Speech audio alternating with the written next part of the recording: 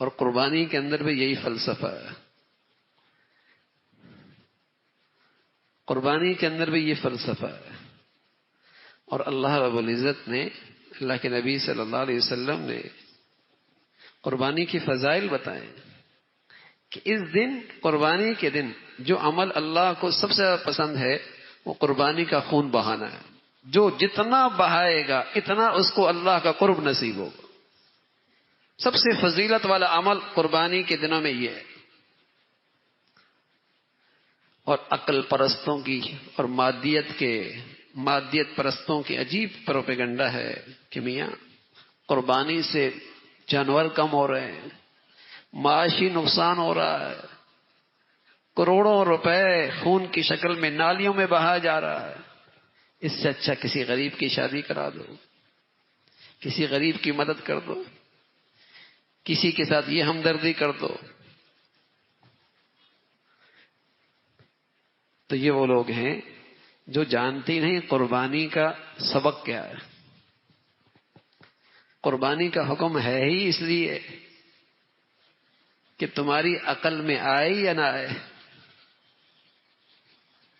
تمہیں سمجھ میں آئے یا نہ آئے، تمہیں اس کا نفع سمجھ میں آئے یا نہ آئے، تمہارے سامنے اس کا فائدہ ہو یا نہ ہو، تم صرف اسے اس لیے اس کی تعمیل کرو کہ یہ اللہ کا حکم ہے.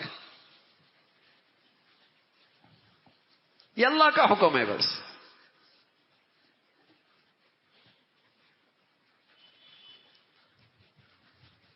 مادی نفع کے لیے تھوڑی کر رہے ہیں. ہم عقل کے میزان میں پورا اترے تب اللہ کے حکم کی تعمیل کریں گے. یہ تو مسلمانی نہیں ہے.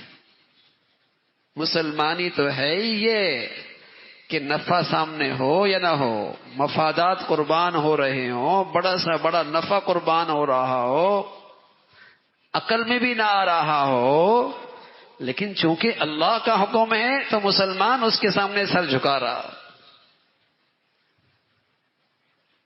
اس کے سامنے سر جھکا رہا. قربانی کا تو سبق ہی یہی ہے. اور قربانی سے سبق اسی کو تو تازہ کرنا ہے کہ اپنی پوری زندگی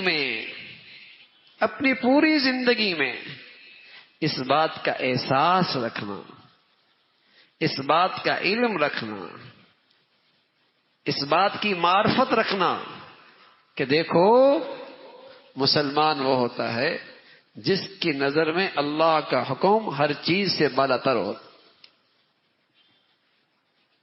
جس کی نظر میں اللہ کا حکم ہر چیز سے بالاتر ہوتا. اس کے یہاں سب سے فوقیت کی چیز اللہ کا حکم ہوتا ہے. یہی تو معرفت پیدا کرنی ہے قربانی سے، یہی تو احساس زندہ کرنا ہے قربانی سے. ہم نفع کے بندے نہیں ہیں، ہم عقل کے بندے نہیں ہیں، ہم تو اللہ کے حکم کے بندے. اللہ کا حکم پورا کرنا. تو حج ہے، قربانی ہے، دونوں سے یہ حقیقت سمجھائی جا رہی ہے کہ مسلمانی یہ ہے کہ بس اللہ کے حکم کی تعمیل کریں، اس کا نفع، اس کا فائدہ، اس کی مصلحتیں، اس کی حکمتیں عقل کے پیمانے پر، میزان پر پورا اترے یا نہ اترے، ہم نے اللہ کا حکم پورا کرنا. اور ہر عبادت کا اپنا موقع ہوتا ہے، ایک محل ہوتا ہے. کوئی کہتا ہے میں نماز نہیں پڑھتا، بچیوں کی شادی کرا دوں گا. ارے میاں بچیوں کی شادی کرا دو گے اس کا ثواب الگ ہے، لیکن نماز کا فریضہ الگ ہے.